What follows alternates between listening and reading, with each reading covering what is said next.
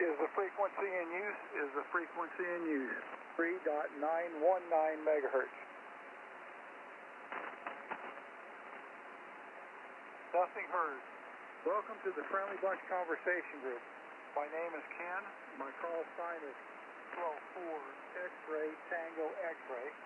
Located in Greene County, North Carolina, 5 miles southwest of Snow Hill. We meet every night from 7 p.m. to 11 p.m. Eastern Time. Mission of the Friendly Bunch, improve radio community, having and showing respect for our fellow operators. Follow the FCC rules and regulations. Being a family-friendly conversation group, we welcome all general class or higher licensed operators to visit with us. If you have a question for the group, like to talk with someone you have heard, bring up a subject that we could all talk about, please ask the moderator by saying contact the moderator or frequency. Any stations wishing to be logged in, please come now with your call sign slowly and phonetically. Kilo Oscar 4, Juliet Quebec Hotel.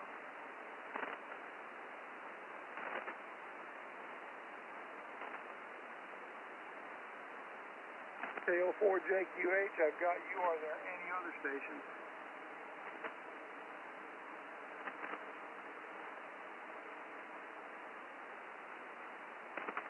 All right, nothing heard. KO4JQH, Carl. K4XTX, how you doing tonight?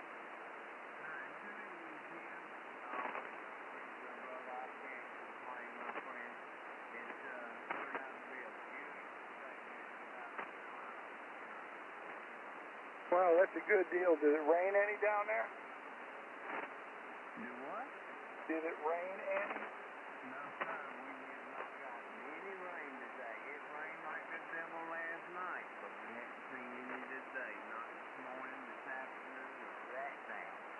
Roger that. We've had a little bit up here, not a whole lot.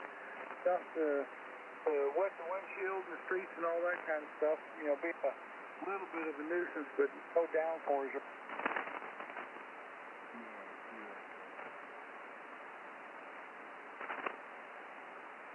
So what else you been up to today?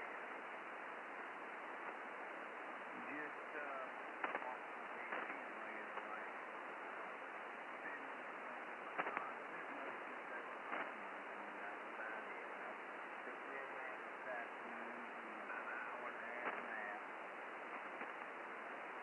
Roger that.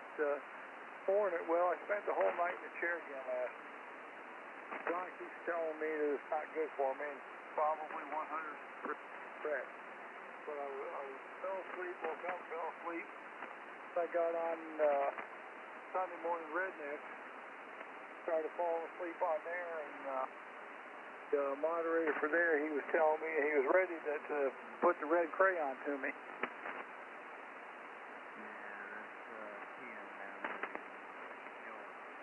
Yeah. At any rate, I sat here, I kept nodding off and everything.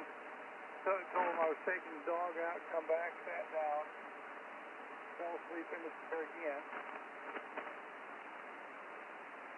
It was a mess.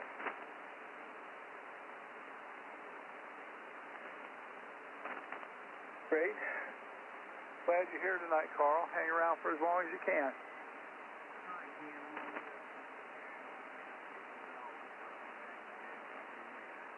Okay, good deal, Carl.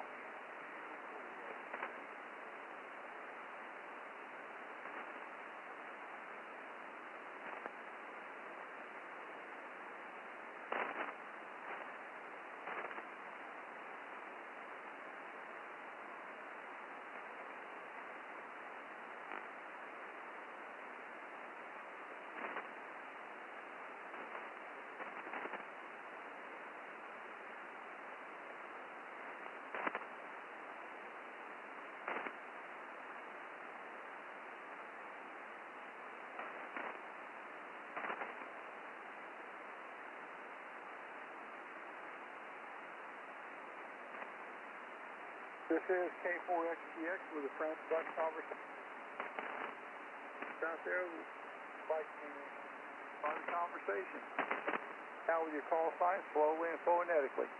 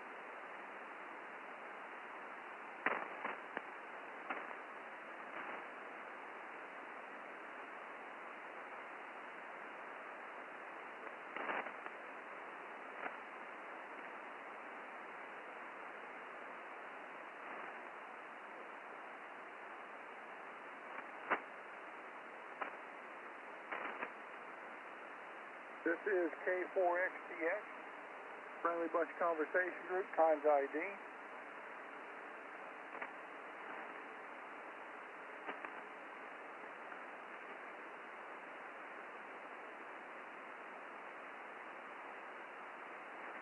Any stations wishing to log in, punch and join the conversation, please come now with your call sign slowly and phonetically.